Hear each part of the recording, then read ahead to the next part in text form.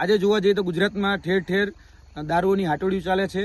દેશી દારૂ હોય કે ડ્રગ્સ હોય એની હાટડીઓ આજે દિવસે ને દિવસે ગુજરાતમાં વધી રહી છે. વાતો કરવામાં આવે છે કે ગુજરાત દારૂબંધી ધરાવતું સ્ટેટ છે, પરંતુ આ ગુજરાતની અંદર જોવા જઈએ તો ખાતર ન મળે, પરંતુ જોવા જઈએ તો શેરીએ શેરીએ ગલીએ ગલીએ એ દારૂ મળે છે. એનું જીતું અને જાગતું ઉદાહરણ આજે અમે મોડવા હરફ જયારે આવ્યા ત્યારે એમાં જે બ્રિજ છે એ બ્રિજ પાસે એક આવેલી સરકારી શાળાની બાજુમાં જે એમજીવીસીએલની કચેરી પણ આવી છે, જે ધીકે હાઈસ્કૂલ છે એ ધીકે હાઈસ્કૂલની બાજુમાં એમજીવીસીએલની કચેરી છે, તેની બાજુમાં જ એ કહી શકાય કે દેશી દારૂના અડ્ડા ચાલે છે. એ અમે અમારી નરી આંખે જોયા છે.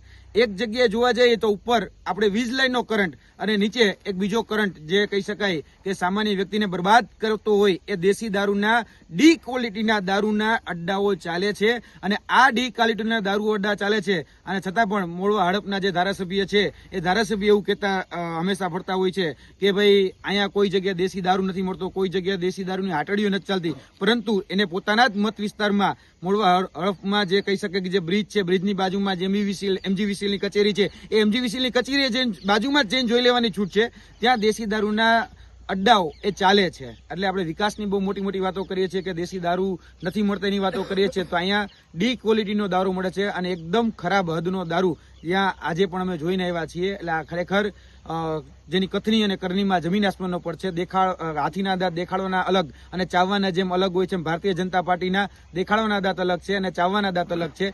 દારૂબંધીની વાતો કરવામાં આવે છે પણ ગુજરાતની એક પણ ગલી હવે બાકી નથી રહી. એટલે નિમિષાબેન સુથારને પણ કહેવાનું તો મહેરબાની કરીને જૂઠાણા ફેલાવવાના બંધ કરી દો. ભારતીય જૂઠાણા પાર્ટી જૂઠાણા ન ફેલાવે, વાસ્તવિકતા જે છે એ વાસ્તવિકતાને સામે લાવે અને તાત્કાલિક ધોરણે એનું નિરાકરણ લાવે.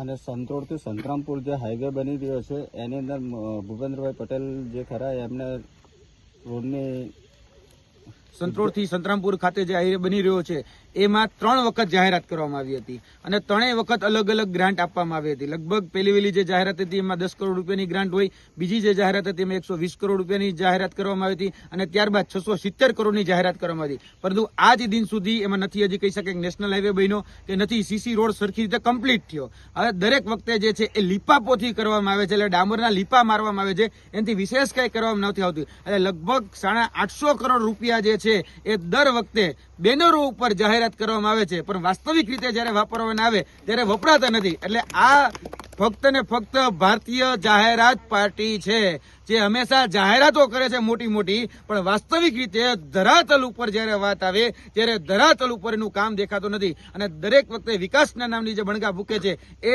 આજે સામાન્યતઃ જે રોડની જે સુવિધા હોય એ રોડની સુવિધા એ પૂરી નથી પાડી શકતા. અને એના અમુક મંત્રી એવું કે છે કે અમે ગુજરાતને પેરિસ જેવું બનાવી દઈશું. એટલે ભાઈ પેરિસ જેવું નથી બનાવવું, પેલા ગામ સુધી પહોંચે એટલો એક સારો રોડ તો બનાવો. અને 800 કરોડ રૂપિયા જે ફાળવવામાં આવ્યા એ કોણ ખાઈ ગયું, ક્યાં કોન્ટ્રાક્ટર ચરી ગયા, ક્યાં અધિકારીઓ ખાઈ ગયા અને ક્યાં નેતાઓ ખાઈ ગયા, એની તપાસ તો કરો. એટલે ક્યાંક ને ક્યાંક આજે કહી શકાય કે જે ભ્રષ્ટાચાર થઈ રહ્યો છે, જે કૌભાંડ થઈ રહ્યું છે સામે આવશે, પરંતુ સામે એટલા માટે નથી આવતું ક્યાંક ને ક્યાંક ઘરના ભૂવા અને ઘરના ડાકલા છે. આપણે જ બધા બિલાડીને દૂધના રખોપા સોંપ્યા છે, એટલે એ બિલાડીઓ જે છે એ આ બધું જ ચરી જાય છે. એટલે જે દૂધ છે જે ખરેખર મલાઈ રૂપી આપણા જે સામાન્ય જનતા જે ટેક્સના પૈસા ભર્યા છે એને ખરેખર સારી સવલતો મળવી જોઈએ, એ નથી મળતી. કેમ? કારણ કે બિલાડીને આપણે દૂધના રખોપા સોંપ્યા છે. એ નરી અને કડવી વાસ્તવિકતા છે. આજે પણ જે સંતરામથી કહી શકાય કે સંતરોડથી સંતરામપુર વાળો જે રસ્તો છે ત્યાં આજે ખૂબ રોડની હાલત પણ ખરાબ છે. કાંઈક વરસાદ આવે કે વધારે પડતા હેવી વાહનો ચાલે એટલે ખાડા પડી જાય છે. આજે પણ 1-2 ફૂટના ખાડાઓ એમાં જોવા મળે છે, કેમ કે નેતાઓના પેટના ખાડા મોટા થઈ ગયા છે. આ મોરવાડા તાલુકામાં કેટલીક શાળાઓ જર્જરિત હાલતમાં છે.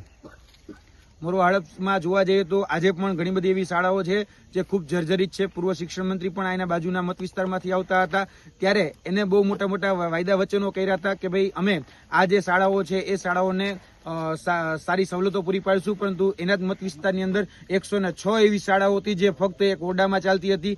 અહીંયા એટલે કે વર્તમાન જે મોરવા હડપ જે છે તેમાં પણ 50% શિક્ષકોની ઘટ એ અત્યારે પણ છે. અને જે બાળકો જે છે એ બાળકો ક્યાંક ને ક્યાંક આજે જે ભણી ગણીને આગળ વધવા માંગે છે એને ના છૂટકે પ્રાઇવેટમાં જવા માટે મજબૂર કરવામાં આવે છે. કારણ કે જે પ્રાઇવેટ શાળાઓ છે એ નેતાઓની શાળાઓ છે, એટલે સરકારી શાળાઓ બંધ થાય અને ખાનગીકરણને વેગ મળે એ ક્યાંક ને ક્યાંક ભારતીય જનતા પાર્ટીની નીતિ રીતિ રહી છે. એટલે જે સરકારી શાળાઓ જે છે સરકારી શાળાઓની હાલત ખૂબ દયનીય છે. ક્યાંક ને ક્યાંક ભારતીય જનતા પાર્ટી છે એ ગરીબ વિરોધી રહી છે, મધ્યમ વર્ગ વિરોધી રહી છે. જે બાળક ભણી ગણીને આગળ વધી શકે, એ વિકાસમાં ક્યાંક ને ક્યાંક પોતાનું યોગદાન આપી શકે, એના માટે એ કહી શકાય કે એ ભણવા ગણવા માટે આગળ વધતું હોય છે. આપણે નારાઓ ખૂબ સારા આપીએ છીએ કે બેટી બચાવો, બેટી પઢાઓ, પડેગા ઇન્ડિયા તभी તો બઢેગા ઇન્ડિયા, વિશ્વગુરુની વાતો કરે છે, પણ શાળાઓમાં ગુરુઓ નથી, એની કોઈ દરકાર કરતું નથી. આજે પણ આ મોડવા હડપની જોવા જઈએ તો 50% શાળાઓ છે એ ગુરુ વગરની છે. એટલે જો વિશ્વગુરુ બનવું હોય તો પેલા શાળામાં ગુરુ આપવા જરૂરી છે. અને શું કહે કે મોરવા હડપ તાલુકામાં કોઈ રોજગાર માટેનું અત્યાર સુધી છે જ નહીં જીઆઈડીસી જેવું. ખાસ કરીને જોવા જઈએ તો ઘણા સમયથી ગુજરાતના જે યુવાનો જે છે એમાં ખાસ કરીને મોડવા હડપના જે યુવાનો છે એ પોતાના સ્વાવલંબન માટે, પોતાના પરિવારના ગુજરાન માટે એ પ્રયત્નશીલ હોય છે કે ભાઈ આપણે આપણા વિસ્તારનો અને કહી શકાય કે પરિવારનો વિકાસ કરીએ, અને એના માટે રોજગાર રૂપી સાધન શોધતા હોય છે.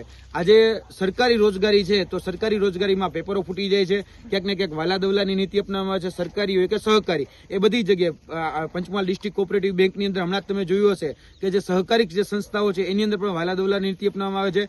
પોતાના મળતિયાઓને સીધી નહીં તો આડકતરી રીતે એમાં ઘુસાડવામાં આવે છે, અને સરકારી જે સંસ્થાઓ છે એ સંસ્થાઓમાં જુનિયર ક્લાર્ક, સિનિયર ક્લાર્ક કે હેડ ક્લાર્ક જેવી પરીક્ષાઓ લેવાની હોય તો અગાઉ એટલે કે પરીક્ષાની અગાઉ પેપરો ફૂટી જાય છે, અને પેપર ફોડી અને પોતાના વાલા દવલાને લગાડવામાં આવે છે. અને વાત રહી પ્રાઇવેટ રોજગારીની, એટલે કે આ વિસ્તારની અંદર જે મોટી કંપનીઓ આવવાની વાતો કરી હતી, આ વિસ્તારને બહુ આગળ લઈ જવાની વાતો કરી હતી, જીઆઈડીસીઓની વાતો કરી હતી, પરંતુ આજે પણ આ વિસ્તારના જે યુવાનો જે છે એ રોજગાર વાંચુક છે, એટલે કે રોજગારીથી વંચિત છે. હજી સુધી એને રોજગારી મળી નથી. એટલે વિકાસોની ડંફાસો આપણે બહુ મોટી મોટી મારીએ છીએ. ડંફાસો આપણે કહીએ છીએ ડબલ એન્જિનની સરકાર, પણ એ ડબલ એન્જિનની સરકાર આજે મોરવા હડપના યુવાનો આજે બેરોજગાર ફરી રહ્યા છે અને બેકાર ફરી રહ્યા છે, અને આ નેતાઓના પાપે બેરોજગાર અને બેકાર ફરી રહ્યા છે.